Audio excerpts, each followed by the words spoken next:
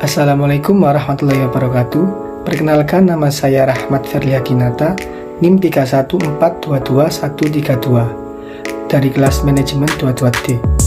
Di dalam video ini, kami menjelaskan tata cara pelaporan pajak SPT tahunan untuk pribadi. Untuk memenuhi tugas UTS mata kuliah perpajakan. Selanjutnya, perkenalan dari teman-teman kami. Assalamualaikum warahmatullahi wabarakatuh. Perkenalkan, nama saya Muhammad Atok Priwahyudi dengan NIM 314222167 dari anggota kelompok 5. Saya dari kelompok 5, nama Anas Hatori, NIM 314222035. Semangat! Assalamualaikum warahmatullahi wabarakatuh. Perkenalkan, nama saya Muhammad Arif Ittihad dengan NIM 314222165. Saya kelas manajemen 2022D. Saya membuat video ini untuk memenuhi tugas UTS mata kuliah perpajakan. Terima kasih. Nama saya Muhammad Robi Habib Fahrin dengan NIM 314222124. Assalamualaikum warahmatullahi wabarakatuh. Saya Dinda Fatia Prilma, saya dari kelompok 5. Nama saya Wanda Sifilatu Solika, NIM 314222155. Saya membuat video ini untuk memenuhi tugas UTS perpajakan. Selamat menyaksikan.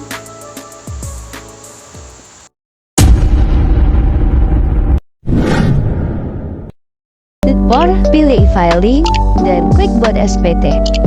Kemudian akan muncul beberapa pertanyaan yang perlu dijawab oleh kawan pajak, dan jika sudah sesuai, klik buat SPT 1770S dengan formulir. Yang pertama, kawan pajak akan mengisi tahun pajak dan status SPT.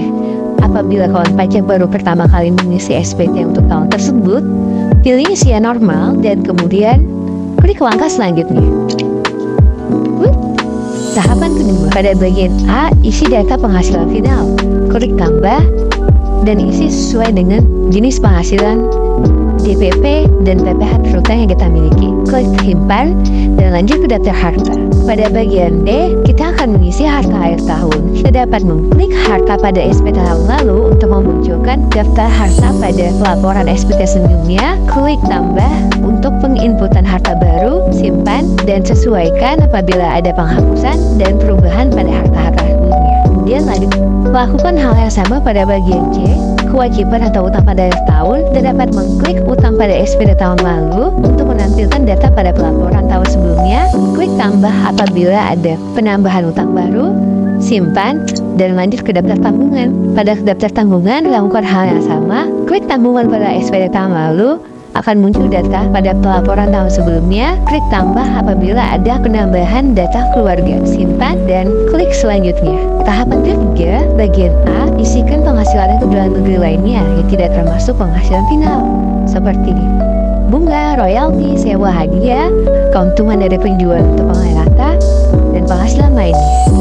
Pada bagian D, isi penghasilan yang tidak termasuk objek pajak, seperti bantuan atau sumbangan hibah, warisan, bagian laba, klaim asuransi kesehatan, beasiswa, dan penghasilan lainnya yang tidak termasuk objek pajak. Nah, ini nih yang paling penting.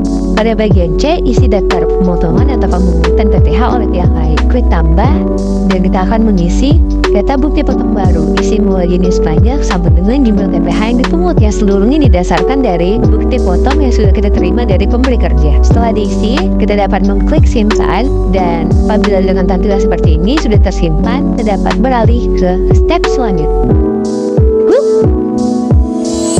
Tahapan keempat, isi dengan status perkawinan, status kewajiban perpajakan, dan info suami atau istri jika diperlukan. Selanjutnya, kita lanjut ke bagian A ya. Bagian A isi dengan penghasilan itu. Untuk kolom nomor 1, isi sesuai dengan bukti potong sudah kita terima ya. Pada bagian D, isi dengan status perkawinan dan jumlah tabungan sesuai dengan bukti potong yang kita terima. Dan secara otomatis akan muncul penghasilan kena pajak.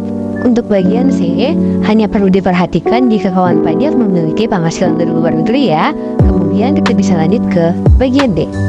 Untuk Bagian D14 hanya perlu diisi jika kawan pajak pernah membayar angsuran PPh pasal 25 ya. Pada bagian E, kawan pajak dapat melihat status SPT-nya, dan apabila nihil, kawan pajak dapat lanjut ke step berikutnya. Nah, jika status SPT kawan pajak kurang bayar, maka akan melanjutkan dengan langkah berikut dan lebih bayar seperti langkah berikut. Pada bagian F, hanya dikhususkan bagi kawan pajak yang secara rutin memiliki status SPT yang kurang bayar. Kemudian lanjut ke pernyataan. Nah, apabila seluruh data sudah diberikan dengan benar, lengkap, dan jelas, centang kolom setuju, dan kita dapat beralih ke step selanjutnya. Kawan pajak akan memastikan sebelum SPT-nya dikirim, mulai dari jenis formulir sampai dengan jumlah. Jika sudah, klik ambil kode verifikasi dan pilih pengiriman menggunakan ini. Kode akan masuk ke email dan masukkan kode pajak berikut. Kemudian klik kirim SPT. Nah, apabila sudah berhasil terkirim, maka kawan pajak akan mendapatkan bukti penerimaan elektronik yang dikirimkan melalui email.